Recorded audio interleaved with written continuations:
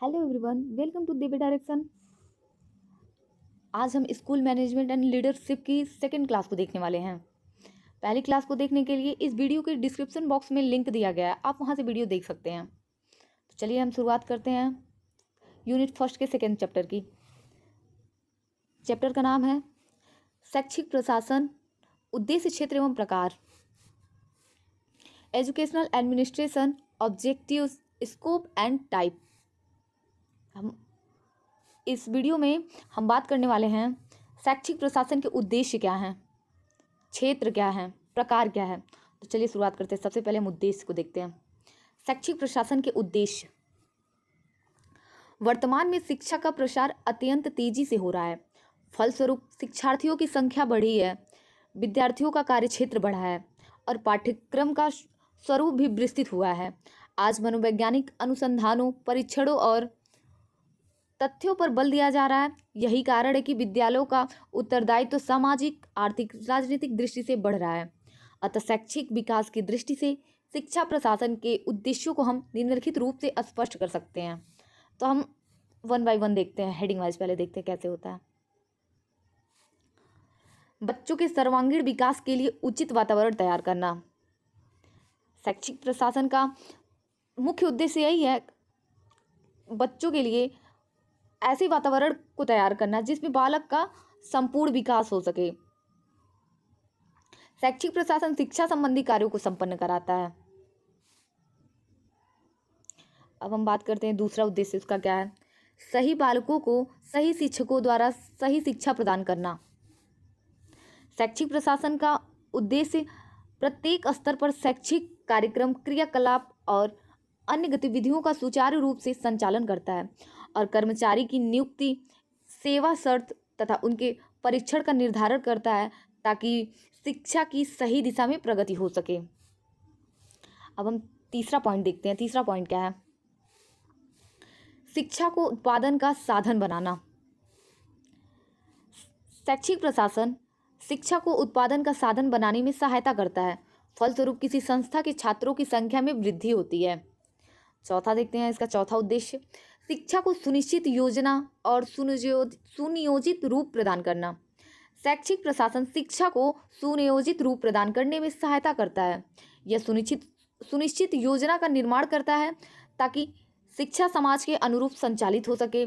सुनियोजन के संदर्भ में आर्थर बी मोहिलमन का कथन है, शिक्षा का कार्य निश्चित संगठन अथवा सुनिश्चित योजना, विधियों, व्यक्तियों तथा आर्थिक साधनों के माध्यम से चलना चाहिए।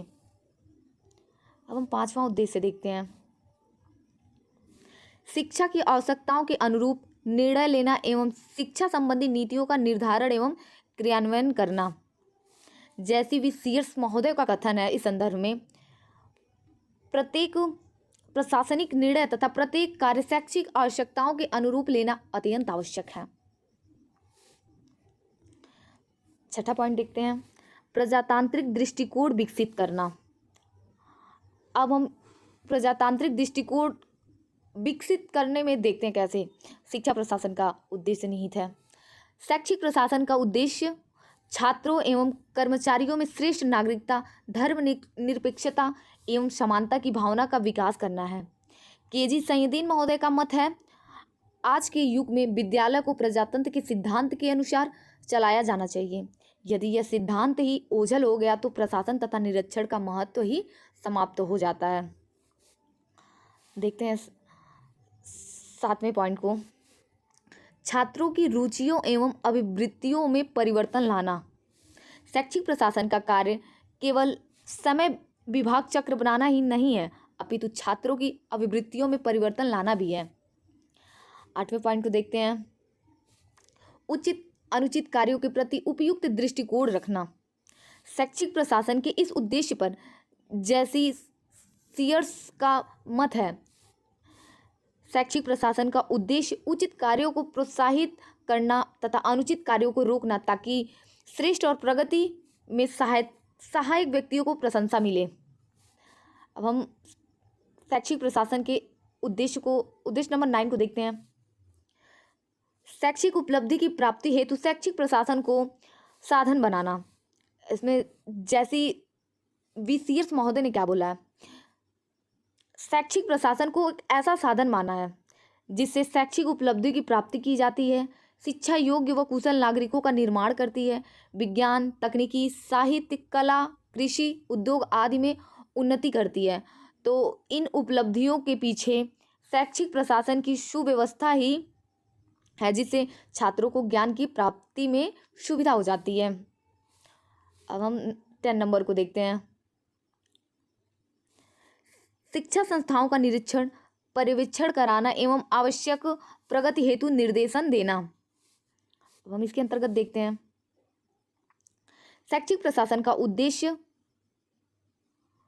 उन विभिन्न प्रकार के कर्मचारियों को उचित रूप में निरीक्षण करना है जो शिक्षण संस्थाओं और कार्यालयों में कार्यरत हैं। अब हम 11 नंबर उद्देश्य को देखते हैं क्या है। विद्यालय प्रशासन में समन्वय स्थापित करना।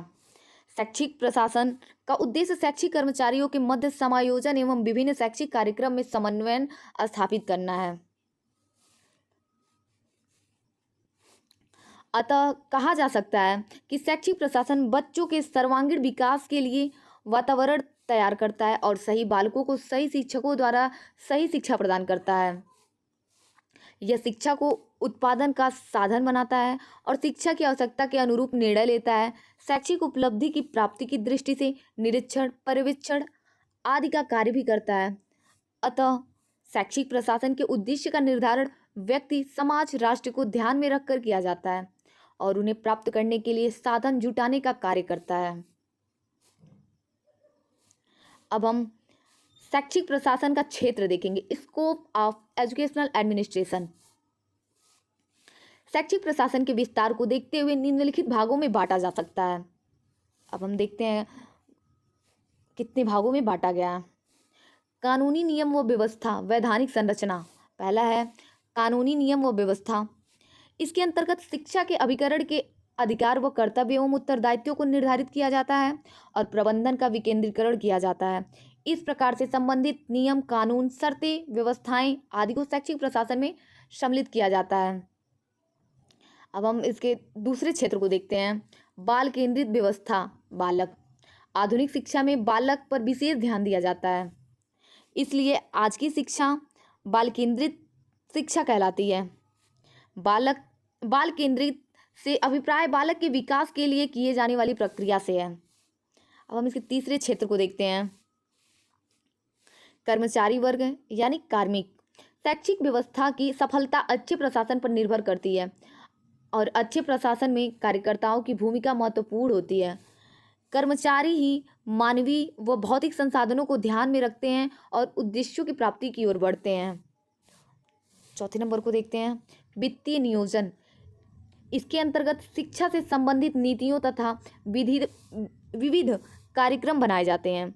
इस हेतु संख्या संबंधी आंकड़े एकत्र करना, भवन निर्माण की योजना बनाना, आय व्यय का लेखा जोखा, अंकेक्षण प्रतिवेदन तैयार करना आदि कार्य आवश्यक है। पांचवें प्रकार को देखते हैं क्या है। भौतिक व शारीरिक सुविधाएं।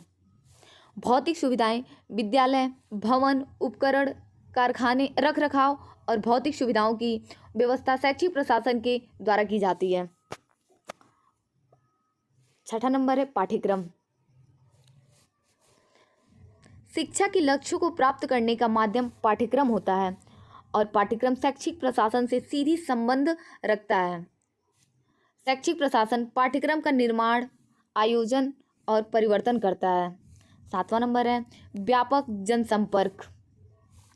शैक्षिक कार्यक्रमों के संचालन में अध्यापक, छात्र और अभिभावक मूल आधार है। इसके सहयोग के बिना कार्यक्रम संचालन संभव नहीं हो पाता है। आठवां नंबर है समन्वय स्थापित करना। शैक्षिक प्रशासन उपलब्ध साधनों और कर्मचारियों के मध्य समन्वय स्थापित करता है। संपूर्ण जीवन प्रक्रिया की सफलता समन्वय पर ही आधारित होती है। नवा नंबर है उद्देश्य एवं मूल्यों का निर्धारण करना। शैक्षिक प्रशासन व्यक्ति और समाज के हित को दृष्टि में रखकर उद्देश्यों, आदर्श, मूल्यों और सिद्धांतों का निर्धारण करता है।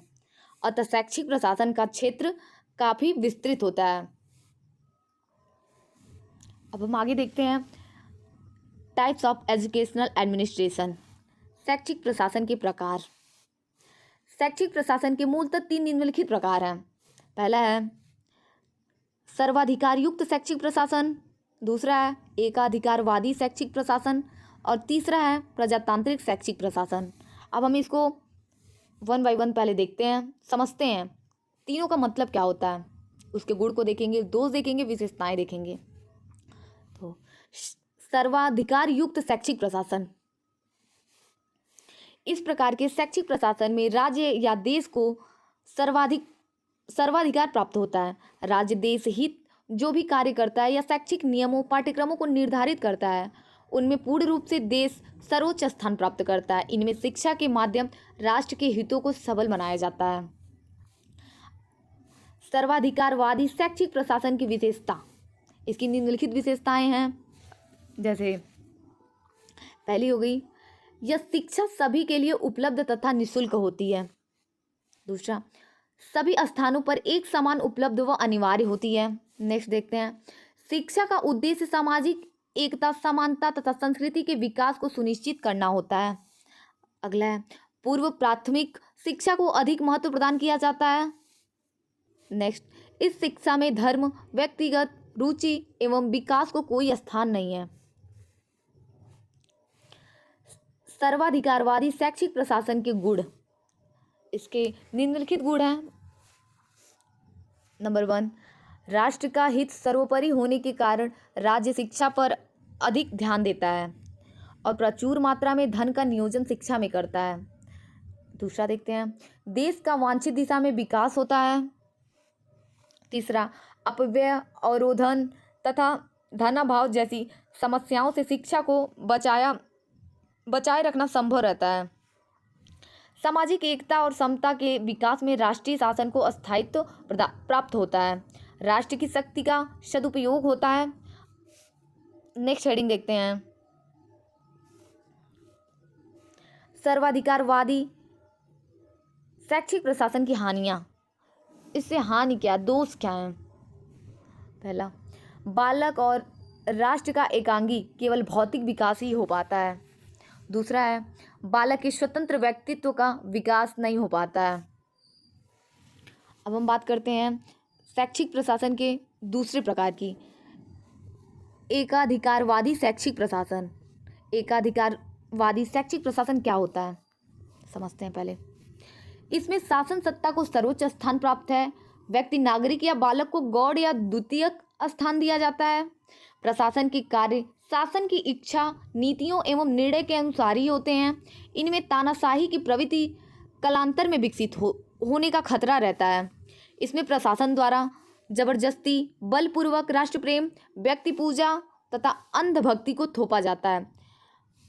व्यक्तिगत विकास पर विशेष ध्यान नहीं दिया जाता है। अब हम देखते हैं एकाधिकारवादी शैक्षिक प्रशासन की क्या विशेषता है।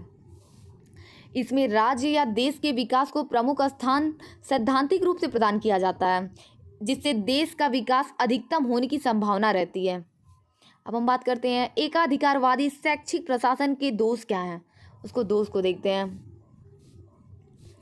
शिक्षा का मशीनीकरण हो जाता है, जिसमें शिक्षकों की नैतिक एवं मानसिक शक्ति का पूर्ण सदुपयोग नहीं हो पाता है। जन भावना, शासन सत्ता देश के खिलाफ होने लगती हैं। यह देश के विकास पर नकारात्मक प्रभाव डालता है। इस प्रकार का प्रशासन तानाशाही या राजशाही व्यवस्था में ही देखने को मिलता है। अब हम इसके तीसरे प्रकार को देखते हैं, प्रजातांत्रिक शैक्षिक प्रशासन।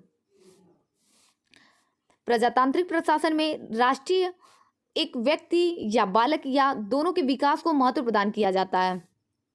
लोकतंत्रात्मक देशों में इसी प्रकार के शैक्षिक प्रशासन को प्रमुखता दी जाती है। यह प्रशासन व्यक्ति की स्वतंत्रता, धर्मनिरपेक्षता, समाजवाद, मूल्य, आदर्श, परंपरा, विश्व बंधुत्व, सद्भाव, परस्पर प्रेम आदि गुण के विकास पर जोर देता है। अब हम देखते हैं शैक्षिक प्रशासन की क्या विशेषताएं हैं। नंबर 1, शिक्षा सर्वसुलभ एवं जन सामान्य की पहुंच में होनी चाहिए। दूसरा, शिक्षा में स्वतंत्र रूप से सबको अपनी योग्यता, क्षमता को विकसित करने के अवसर मिलते हैं। बालक के व्यक्तित्व विकास को प्रमुखता दी जाती है। नेक्स्ट, शिक्षा प्रशासन देश, काल, परंपरा, संस्कृति, तत्कालीन आवश्यकता आदि को ध्यान में रखता है। 5वां देखते हैं, पाठ्यक्रम तथा शिक्षण विधियां लचीली होती हैं। अब हम देखते हैं प्रजातांत्रिक शैक्षिक प्रशासन के क्या लाभ हैं, इनके सदुपयोग क्या हैं। प्रजातंत्र के अंतर्गत बालक स्वाभाविक रूप से अपने विकास के लिए स्वतंत्र रहता है। प्रजातांत्रिक शिक्षा सहभागिता, सहयोग, स्वतंत्रता को महत्व देती है। तीसरा है, व्यक्ति के सर्वांगीण विकास, शारीरिक, मानसिक, चारित्रिक, नैतिक, आध्यात्मिक को प्रमुखता दी जाती है, जिसमें मानव का पूर्ण रूप से विकास होता है। चौथा नंबर देखते हैं, सभी की संतुष्टि इसकी प्रमुख विशेषता है। अब हम इस वीडियो के लास्ट हेडिंग को देखते हैं। प्रजातांत्रिक शैक्षिक प्रशासन के दोष क्या हैं, इसकी हानियां क्या हैं, डीमेरिट्स क्या हैं। नंबर 1, इस प्रशासनिक व्यवस्था में देश के समग्र विकास की दर या गति अपेक्षाकृत मंद होती है। शिक्षा में निवेश की उपेक्षा प्रत्यक्ष परिणाम कम दिखाई देता है। इसमें मानवीय शक्ति का विकास संभव नहीं हो पाता है, क्योंकि बालक तथा अभिभावक अपनी शिक्षा के लिए स्वतंत्र होते हैं। इसी तरह की वीडियो को देखने के लिए हमारे चैनल से जुड़े रहें।